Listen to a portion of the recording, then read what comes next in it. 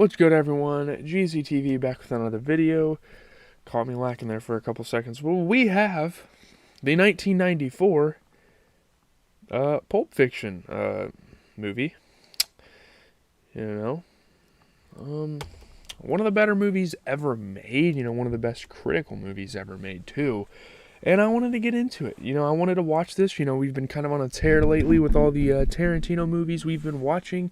And I was interested to watch this one as well. So let's get straight into it. We're going to talk about the plot. I mean, there's a narrative structure to this thing that I should mention. It is a spoiler review. We talk about everything that happens. So if you want to go see the movie fresh minded for yourself, click off this video and then come back so we can have a discussion. Let's talk about the narrative structure. So, Pulp Fiction's narrative is told out of chronological order and follows three main interrelated stories that each have a different protagonist. Vincent Vega, a hitman, Butch Coolidge, a prize fighter, and Jules Winfield, Vincent's business partner. The film begins with a diner holdup staged by a couple, then begins to shift from one storyline to another before returning to the diner for the conclusion. There are 7 narrative sequences. The 3 primary storylines are preceded by intertitles. The first one is Prologue, the Diner. Then you have the prelude to Vincent Vega and Marcellus Wallace's wife, and then we get into the story for Vincent Vega and Marcellus Wallace's wife. And then the prelude to the Gold Watch, A is the flashback and B is the present. And then we have the Gold Watch, and then we have the Bonnie situation, and then we have the epilogue for the diner, which kind of wraps up the entire thing, which is just really cool. There's 7 different things going on. If the 7 sequences were ordered chronologically, they would run 4A, 2, 6, 1, 7, 3, 4B, 5. So if you wanted to watch this movie in the correct order, you could. You could literally edit this movie, take the snippets out and move them around, and you could literally watch it in an order. And that would be cool to try in the future, but I think how Quentin Tarantino sequenced this is really cool. Sequences 1 and 7 partially overlap and are presented from different points of view, as do sequences 2 and 6. The structural form is an episodic narrative with circular events adding a beginning and end and allowing references to elements of each separate episode to be made throughout the narrative. The structure is like a circular narrative. So let's get into the summary. Let's actually talk about what happened in the film. So, hitmen Jules Winfield and Vincent Vega arrive at an apartment to retrieve a briefcase for their boss, gangster Marcellus Wallace, from a business partner, Brett. So, we're talking about this movie in order. After Vincent checks the contents of the briefcase, Jules shoots one of Brett's associates. He declaims a passage from the Bible, and he and Vincent kill Brett for trying to double-cross Marcellus. So, they didn't get what they needed, and that cost his life, obviously. Another man bursts out of the bathroom and fires at them, but every shot misses. After briefly checking themselves for wounds, it's funny because you don't feel the wounds and you're still checking yourself, right? Jules and Vincent shoot him dead. And they're just standing there what? He missed me? It was such a savage moment. And that Bible passage was so savage. Some of the monologues that we saw Samuel L. Jackson's character, Jules Winfield, had. It was just awesome. While driving away with Brett's associate Marvin, Jules professes that their survival is a miracle, which Vincent disputes. They have a bunch of really interesting arguments about random stuff, and it makes for a cool dynamic, a cool chemistry between these two characters. Whether massaging a woman's feet is sexual, whether miracles exist. And Quentin Tarantino has a lot of cool disputes in his movies. We saw in Reservoir Dogs, at the beginning with the should you tip a waiter or a waitress, whatever. It's really cool. Should we take this guy to the hospital? A lot of cool I don't know. A lot of cool decisions made by characters in Tarantino movies. And by the way, I'm going to try to watch all Tarantino movies. I've watched Inglourious Basterds. I just watched Pulp Fiction. We watched Reservoir Dogs last week. I can't think of the other ones I've watched other ones, but I can't think of them. Vincent accidentally shoots Marvin in the face, killing him and covering Vincent, Jules, and the car interior in blood in broad daylight. They're literally driving during the day. He's like, oh shit, psh, like shoots him in the face, blood is everywhere, and it makes for a really funny story.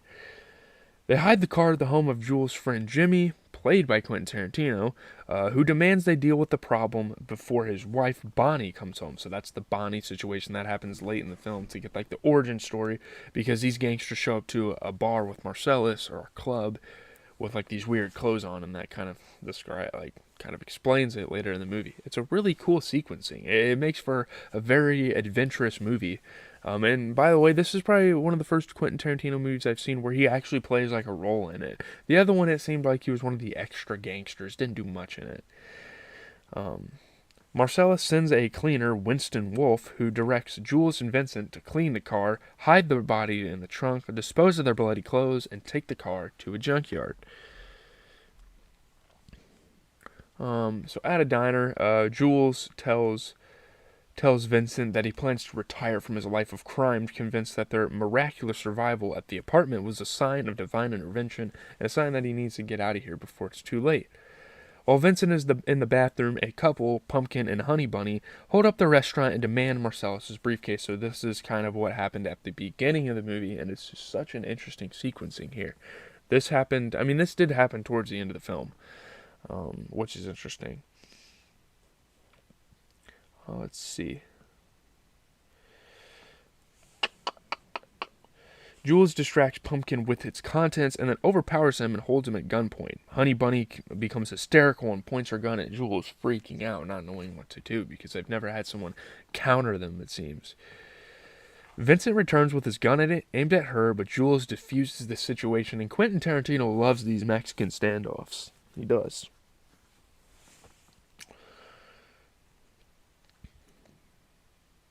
He recites the biblical passage, expresses ambivalence about his life of crime, and allows the robbers to take his cash and leave. Jules and Vincent leave the diner with the briefcase in hand. They take the briefcase to Marcellus and wait while he bribes boxer Butch Coolidge to take a dive in his upcoming match. So yeah, me and my dad were watching this movie, and I tried to explain it to him, and I was right. I was kind of confused about the boxer storyline at first. I was like, so they wanted him to lose purposefully, but he didn't, and we'll get to that here in a little bit. The next day, Vincent purchases heroin from his drug dealer, Lance. He shoots up and drives to meet Marcellus' trophy wife, Mia, having agreed to escort her while Marcellus is out of town and, show her a good time. Just fucking weird, right? They eat at Jack Rabbit Slim's, a 1950s themed restaurant, and participate in a twist contest, then return home with the trophy, and they win, of course. While Vincent is in the bathroom kind of giving himself a pep talk on how he's going to deal with this girl and how he's going to how his night's going to go, Mia finds his heroin.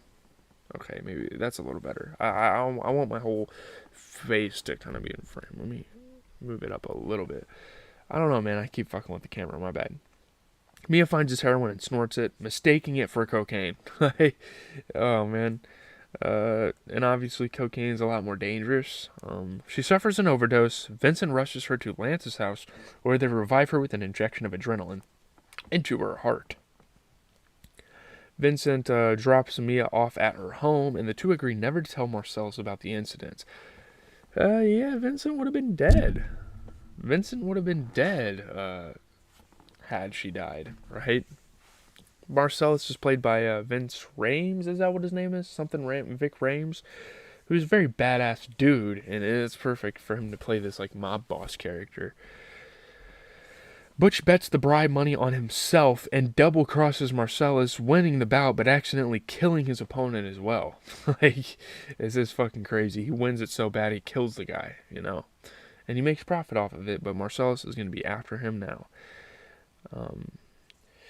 Knowing that Marcellus will send hitmen after him, he prepares to flee with his girlfriend, Fabienne, but discovers she has forgotten to pack a gold watch passed down to him through his family, and it's really special. His father wore it when he died in the war. All this sentimental value, and he gets really pissed at her. And by the way, Fabienne does not look like a girl. I'm not even trying to shame anybody, but she literally looks like Will Byers from Stranger Things. So, yeah. Returning to his apartment to retrieve it, he notices a gun on the kitchen counter and hears the toilet flush. And this is where the hitman, or this is where the Vincent Vega storyline kind of intertwines with him. Because it's this hitman, he's waiting at the house. When Vincent exits the bathroom, Butch shoots him dead and departs. And I'm not really sure when that happened. I think it happened after the Mia situation, right? Yeah, that makes sense. When Marcellus spots Butch stopped at a traffic light, Butch rams his car into him, then gets hit by an oncoming vehicle, leaving both of them injured and dazed. Once Marcellus regains consciousness, he shoots at Butch, chasing him into a pawn shop.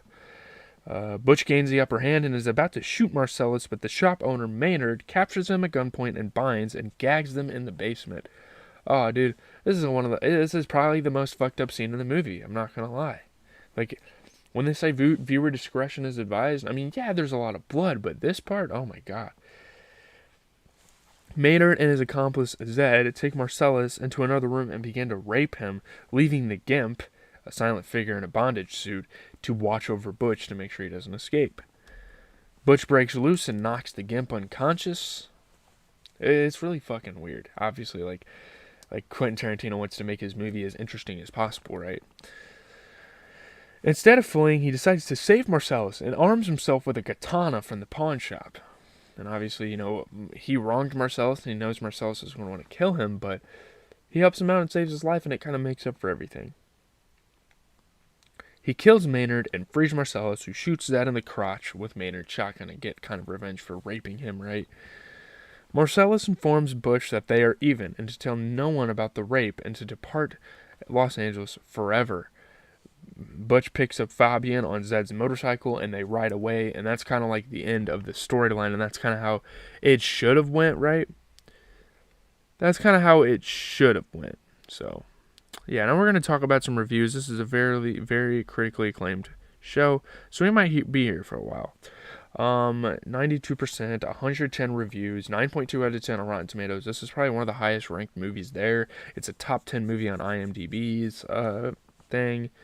One of the most influential films in the 1990s, Pulp Fiction is a delirious post-modern mix of neo-noir thrills, pitch-black humor, and pop culture touchstones. It got a 9.4 out of 10 for Metacritic, 24 critics, universal acclaim. It got a B+ on Cinema Score. A lot of people liked this movie. It's a comedy about blood, guts, violence, strange sex, drugs, fixed lights, dead body disposal, leather freaks, and a wristwatch that makes a dark journey down through the generations. The screenplay by Tarantino and Roger Avery, so well written in a scruffy, fanzine way that you want to rub noses in it. The noses of those zombies writers who take screenwriting classes that teach them the formulas for hit films. It towers over that year's other movies as majestically and menacingly as a gang lord at a preschool. It dares Hollywood films to be this smart about going this far. If good directors accept Tarantino's implicit challenge, the movie theater could be a great place to live in. The miracle of Quentin Tarantino's Pulp Fiction is how, being composed of secondhand, debased parts, it succeeds in gleaming like something new. You get intoxicated by it, high on the rediscovery of how pleasurable a movie can be. I'm not sure I've ever encountered a filmmaker who combined discipline and control with sheer wild-ass joy the way that Tarantino does. And I mean, yeah, Tarantino is one of the best directors ever. Like, literally. Like, over this past month or two, I've started to realize that, man. There's a special kick that comes from watching something this thrillingly alive. Pulp Fiction is indisputably great. Like, there's no questioning this is a great movie, There's a couple negatives with this movie, I suppose. The writer-director appears to be straining for his effects. Some sequences, especially one involving bondage harnesses and homosexual rape, have the uncomfortable feeling of creative desperation of someone who's afraid of losing his reputation, scrambling for any way to offend sensibilities.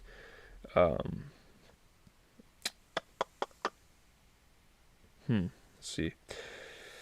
The way that it has been so widely ravened up and drooled over verges on the disgusting. Pulp Fiction nourishes Abbott's cultural slumming, I guess.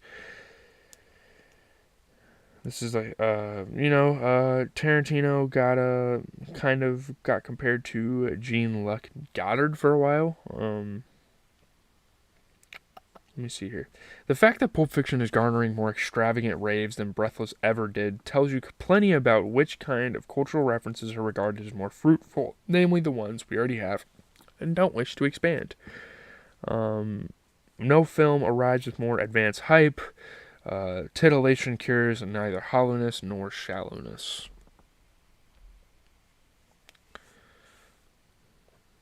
You know, the violence being the theme, obviously, with a lot of Tarantino movies, and that's where he gets a lot of hate from. Um, I was happy not to see Pulp Fiction on a recent weekend, thus avoid this. You know, people didn't like to discuss the rousing scene in which a gunshot sprays someone's brains around a car interior. Um, it films frequent use of the N word, mentioned 18 times. But, yeah, I mean, sure, using the hard R's a little bit, kind of crazy. And especially since Tarantino's character used it, obviously, there's going to be a lot of controversy. But that's what Tarantino wants in his films. He wants people to talk about it negatively or positively. Like, that's just what it is. That's just how Hollywood movies are. The word's recurrence has the ability to signify the ultimate level of hipness for white males who have historically used their perception of black masculinity as the embodiment of cool.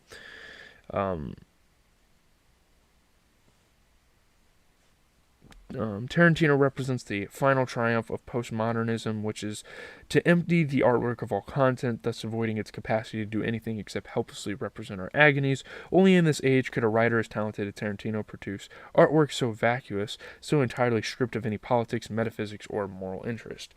So yeah, I don't really have much to say. Leave a like, comment, and subscribe. I feel like this video's gone long enough already. I've kind of given some thoughts.